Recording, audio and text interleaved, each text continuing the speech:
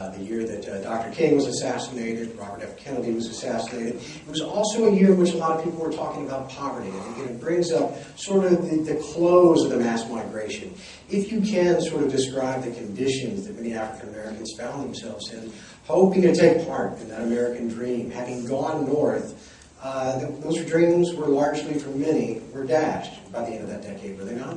Well, one of the things to bear in mind is that all that occurred here in the South when it came to the what we know as a caste system that ruled the days and the lives of both black and white here was in some ways permitted, encouraged, and in some ways benefited in the North. In other words, many of the organizations and businesses in the North benefited by the disparities that occurred here in the South. And there was a lack, however, of having to deal with the reality of a caste system as it existed here in the South, meaning having blacks and whites in close proximity and having to work together and manage a way of culture here in the South. So when these people went to the North, they found that they were in places that were often inhospitable. They found themselves in places that were not welcoming to them. They found themselves in places in which they were thrown into forbidding cities where they were now competing with new immigrants from other parts of the world who had assumed many of the assumptions that were made about African Americans and Southerners, I might say. The people who left. In particular, Southerners. In particular, Southerners. And the people who were part of this Great Migration, there were 6 million of them who were part of this Great Migration, were the relatives, the big brothers, big sisters, neighbors, the workers of many people here in the South. In other words, if you were here in the South at that time, you would have known someone who was part of this Great Migration by definition, because there were so many people who left. There was not a black or a white Southerner who did not know someone who was part of this migration.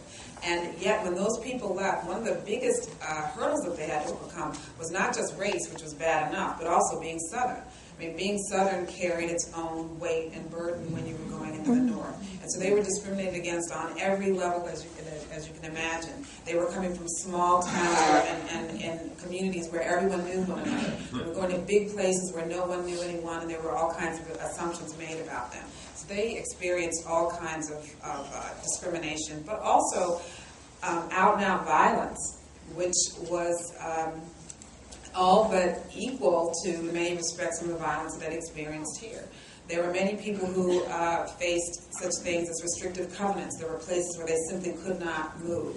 There were houses they could not buy, neighborhoods they could not move into, and when they did, they faced fire bombings. And here there might have been certain things burned. In California, there were palm trees burned, interestingly enough.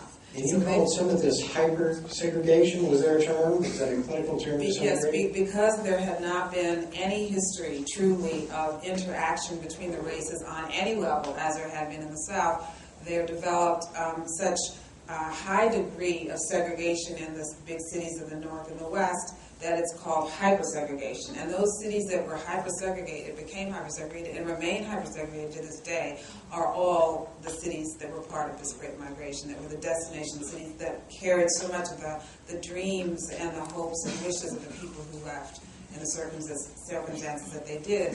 And so those cities are Chicago and Detroit and St. Louis and Newark. All of those cities ended up being so segregated as to be considered hyper-segregated, where literally you could go through weeks and weeks and months without ever seeing a person of a different race. Let me talk just for a second with you just about segregation in the 21st century. Here's what I experienced. We've systematically resegregated public schools in South Carolina. The fact is that we've aggregated poor children, which means we've aggregated black children, in individual districts in individual schools, so that it's the children I represent are 90+% black, and they're 90+% poor, and they're 90% of the school population. And when you aggregate poor children, what you're doing is aggregating poor parents. When you aggregate poor parents into a school system, they have the least educational achievement in all likelihood because their incomes are lower.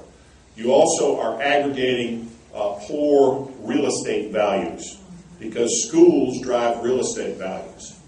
And so what we have done systematically here through what I would consider to be at least neglect, is created a 21st century segregation by neighborhood, by rich and poor, which happens to translate directly into race.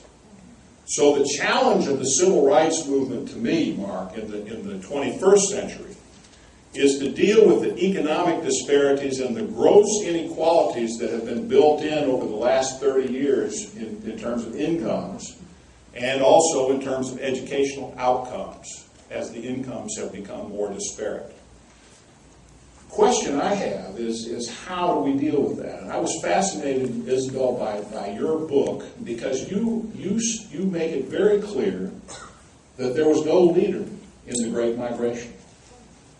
And I wonder if you talk about individual decisions, because I think part of the solution of the going forward civil rights action is in the courtroom.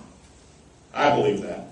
Part of it is in individual decisions by individual families that have to have the data to make the decision, and some kind of a change agent has to occur. And then I have hope that there's still room for marches. In 1968, I was at the University of Michigan, Mark. So what about this leaderless migration? How did that happen? And let me just say, this is really important. You and I, we conversed about this, these decisions that were highly personal, and in many cases split families. Fathers, sons, mothers, daughters, aunts, uncles, sisters, brothers.